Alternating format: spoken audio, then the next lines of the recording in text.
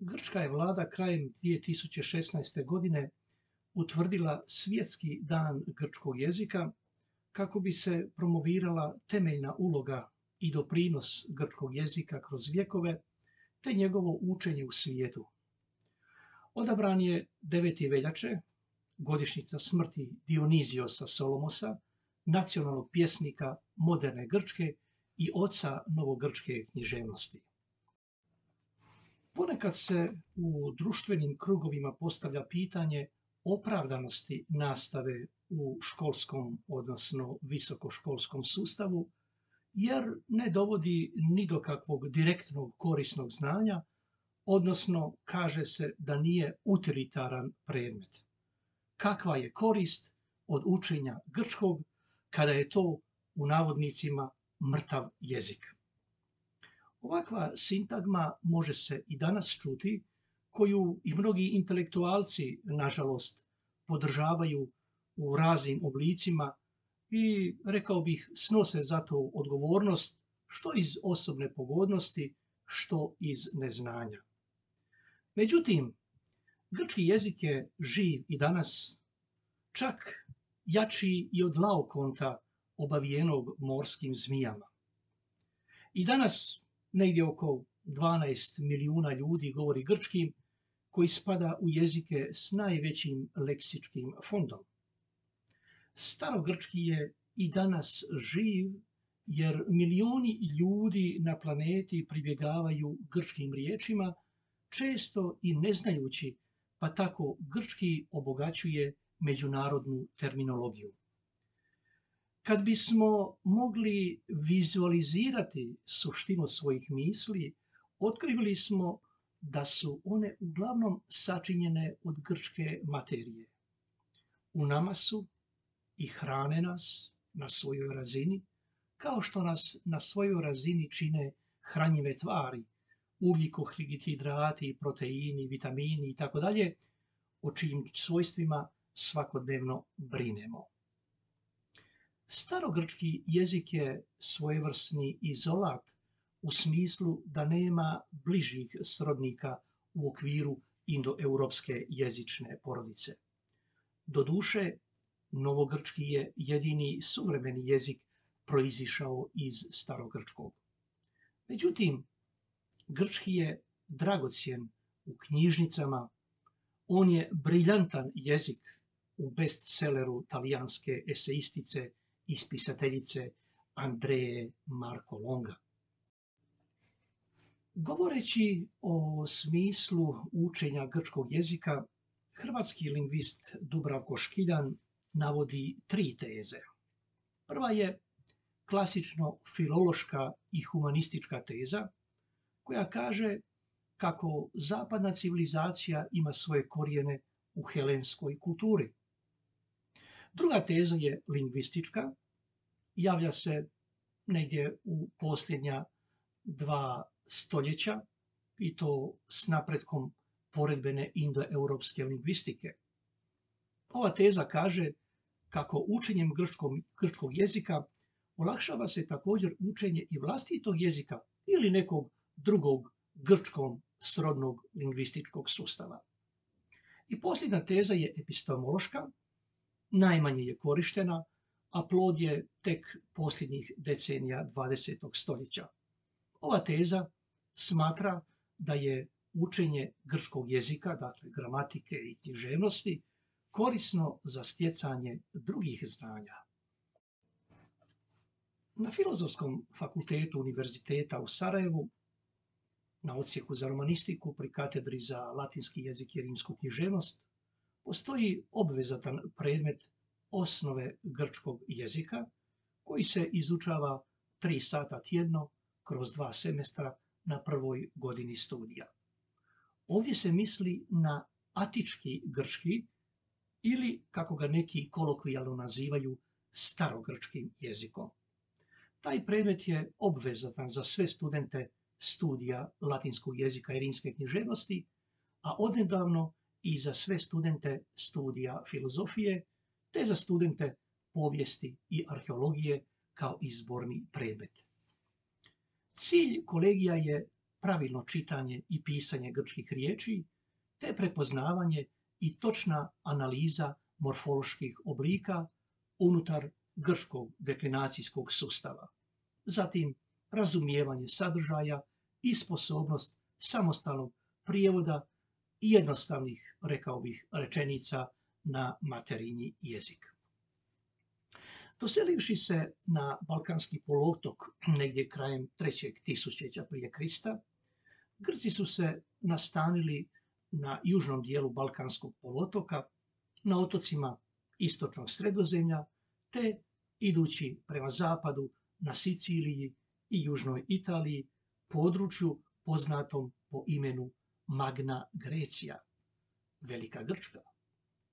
U Homerovim epovima, dakle 8. stoljeće prije Krista, u Ilijadi i Odiseji, čitamo da su se nazivali Ahejci, Danajci, Argejci, a zajedničko ime kojim su se Grci nazivali je Heleni, Helenes. Grci, naime, sebe nikada nisu nazivali Grcima. To im je ime od Rimljana i to iz vremena kada su se sukobili s grčkim plemenom Graikoi u pokrajini Epir, pa su po njima prozvali sve Helene imenom Greci, a njihovu zemlju Grecija, što su preuzeli i ostali europski narodi. Grčki jezik Helenike glota pripada velikoj indoeuropskoj skupini jezika, što je danas najopširnija jezična porodica na svijetu. Indoeuropski jezici govore se na svim kontinentima, a sama Europa je jezično uglavnom indoeuropska. Kada govorimo o grčkom jeziku, mislimo ne samo na područje današnje grčke države, nego i na sva ona područja koja su nastanjivali Grci u antičko doba, a to su Egejski otoci, Cipar, Sicilija i južna Italija, te grčke kolonije na istočnoj i zapadnoj obali Sredozemlja. Najstarije zapise grčkog jezika nalazimo na mikenskom grčkom dijalektu koji se zove Linear B, a potječe negdje iz 15. stoljeća prije Krista. Riječ je o slogovnom pismu koje je korišteno uglavnom za administrativne svrhe. Linear B su dešifrirali arhitekt Michael Ventris i klasični filolog John Chadwick, i to kao grčki jezik mikenskog doba i narječja. Starogrčki je jezik od velike kulturne važnosti, budući da su na njemu napisani prvi književni, filozofski i znanstveni tekstovi zapadne civilizacije. I već negdje 28 stoljeća piše se istim alfabetskim slovima. Grčki je jezik izrazito dijalektalan, to jest podijeljen je u jezične podskupine zvane starogrčki dijalekti.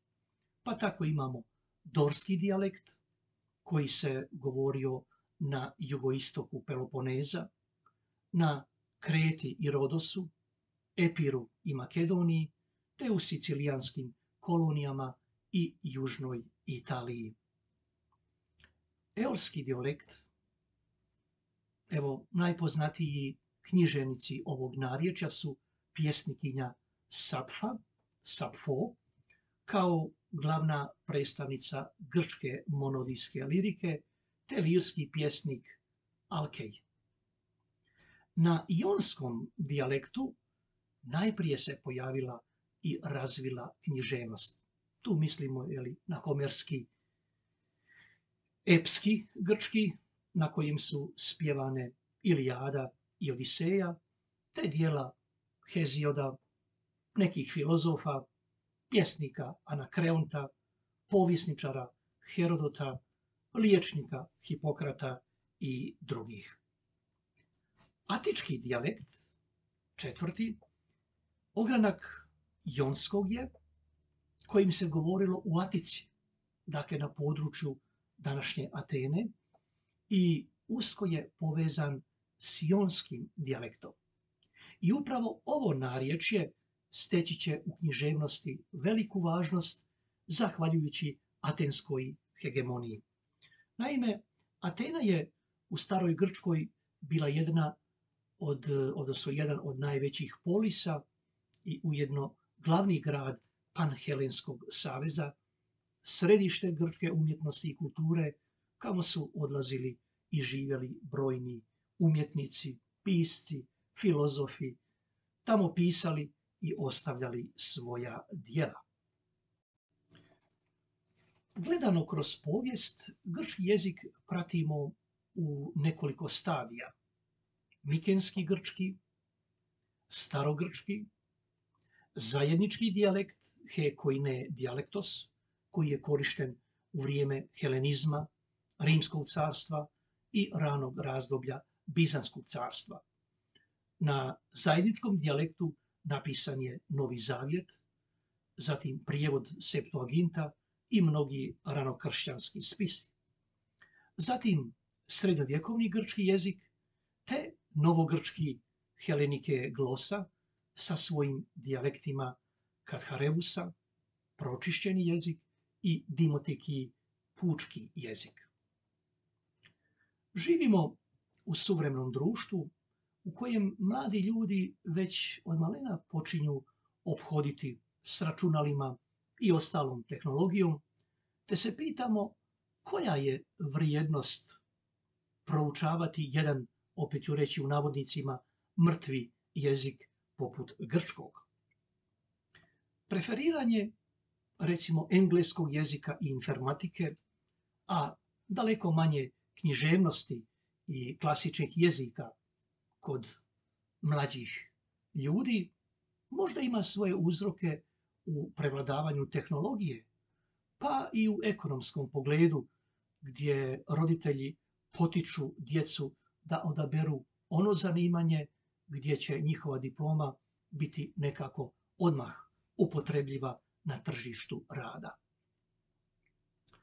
Klasična je kultura, međutim, uvijek bila privilegirano sredstvo za čitanje sadašnjosti i za razumijevanje kako dostignuća čovječanstva nisu konačna, nego je potrebno gledati i analizirati ono što smo postigli kroz povijest da bismo rasli i formirali se kao građani, obdareni kritičkim duhom. Studij grčkog jezika otvara uči rasuđivanju, objašnjava logiku, pomaže boljem razumijevanju materinjeg, a i ostalih jezika na koje je utjecao.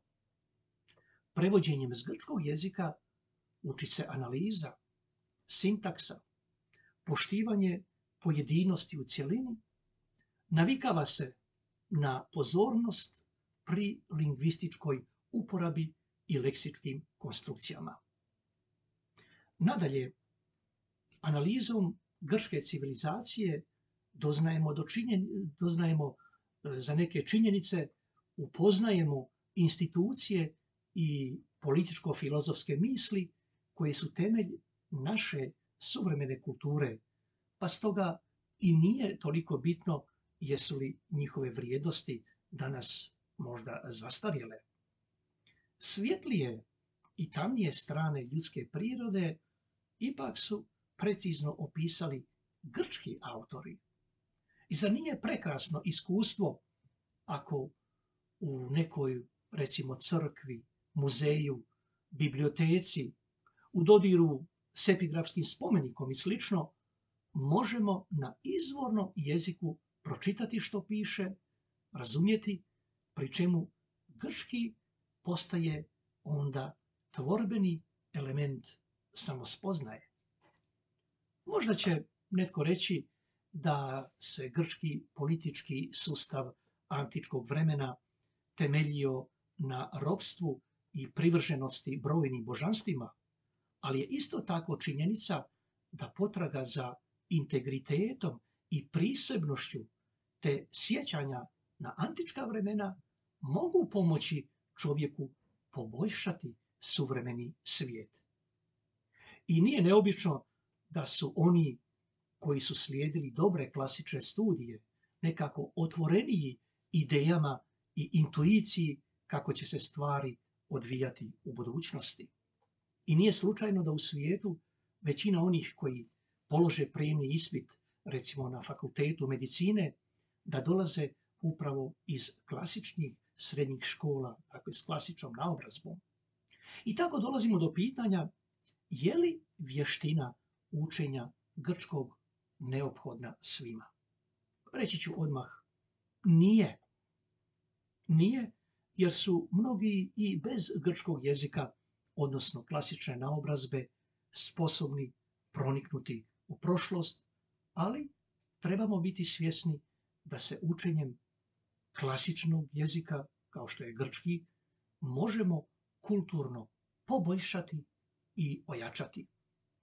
Učenje grčkog jezika danas je možda poprilično svedeno na marginu, kao da je to samo za nekakvu elitu, kao nasljeđe skolastičke prošlosti koja je nepovratno izvan vremena. Obilježavanjem Dana europske baštine, Europska zajednica prepoznaje među svojim unutarnjim ciljevima zaštitu kulturne baštine te dužnost osvještavanja kulturnog bogatstva i raznolikosti koja se shvaća kao nekakva agregatna vrijednost. Starogrčki, doživjevši svoj vrhunac već u 5. stoljeću prije Krista, više je aktualan nego što se čini. Ne samo zato što je jezik koji se još uvijek govori u Grčkoj, doduše u svojem evolucijskom razvoju, već i zato što je izvor našeg leksikona. Tako od katastrofe do baritona, od ortopedskog do ponora, abisos na grčkom i tako dalje, potječu mnogi izrazi koje svakodnevno koristimo. Stvarni grecizmi stigli su i na naše područje, kao i neologizmi sastavljeni od grčkih sufiksa i prefiksa, od kojih i dalje obogaćujemo svoj jezik, pa je u tom smislu grčki most između prošlosti i sadašnjosti. Ažuriranje učenja grčkog, a ne brisanje, trebao bi biti cilj kako se ne bismo lišili alata kao što je prijevod s grčkog, koji je prema nekima najbliža aktivnost znanstvenom istraživanju, odnosno razumijevanju onoga što je nepoznato. Grčki je jezik na kojem su tekstovi u osnovi svih znanja koje danas posjedujemo i koji se može proučavati paralelno s drugim predmetima. Učenje grčkog jezika također podrazumijeva razumijevanje različitog poimanja glagolskog vremena, što nas nuka da se stavimo u jednu perspektivu drugačiju od naše. Budući da jezik odražava način razmišljanja, to je ujedno nekakva vježba mentalne fleksibilnosti i otvorenosti prema drugima.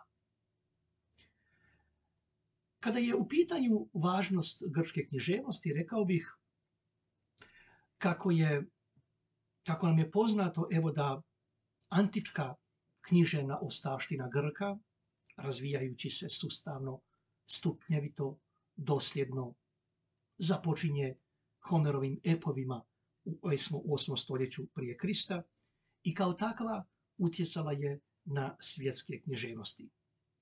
Grčka je civilizacija najstarija u Europi, iako se razvijala kasnije u odnosu na civilizacije istoka. Najprije se razvilo i procvalo pjesništvo, epika, lirika, dramatika u Latici, a nakon nekoliko stoljeća razvile su se i prozne književne vrste, historiografija i filozofija, te govorništvo koje pripada gotovo samo Atici. Grčka književnost i njoj srodna rimska, dosegnuši svoj puni razvoj već u antici, dale su gotovo sve književne vrste ili od njih vuku svoje podrijetlo koje i danas zadržavaju grčka imena, kao na primjer ep, idila, tragedija, komedija, oda, elegija, epigram i tako dalje. Kao što nas gledanje filma na izvornom jeziku obogaćuje nijansama, tako je i učenje jednog jezika jedini način da se pristupi pravom značenju teksta bez posrednika koji bi značenje eventualno cenzurirali, iskrivili, uljepšali i sl. Ne približavati se jeziku na kojem je neki tekst napisan isključuje nas iz čitavog svijeta ideja, likova, značenja. Radi se zapravo o nepreglednoj književnosti poezije, filozofije i epa, tragedije i komedije, pričama o bogovima i junacima, što se još uvijek prenose u kazalište. Dakle, otkriva se višeznačna grčka civilizacija koja nas uči rješavanju nečega iz prve ruke, da idemo dalje od stereotipa, tjerajući nas da svijet gledamo očima onih koji to govore ili koji su govorili. Različiti pojmovi za riječ ljubav, od fizičke strasti, eros, do bratskog poimanja, filija, te do osjećaja brige i odanosti, agape, govore nam o važnosti koju su te riječi imale u helenskoj civilizaciji. Leksičko bogatstvo uvježbava nas za osjetljiviju i višestruku uporabu materinjeg jezika, za impresivnu količinu riječi s više značenja, među kojima je moguće odabrati onu pravu samo u kontekstu. Evo, u tom smislu grčki jezik, kao i mnogi drugi predmeti, razvija sposobnost rješavanja problema koje je danas tako neophodno, čak i ako neki kažu da se kultura ne jede. I završit ću parafraziranom mišlju lingviste već spomenutog Dubravka Škiljana, koji kaže da starogrčki nije apsolutno nužan, ali je koristan za produbljenje humanih vrijednosti, za proširivanje kreativnih mogućnosti, te pridonosi upotpunjavanju obrazovnog procesa koji obogaćuje sposobnost da stvaralački ovlada svijetom.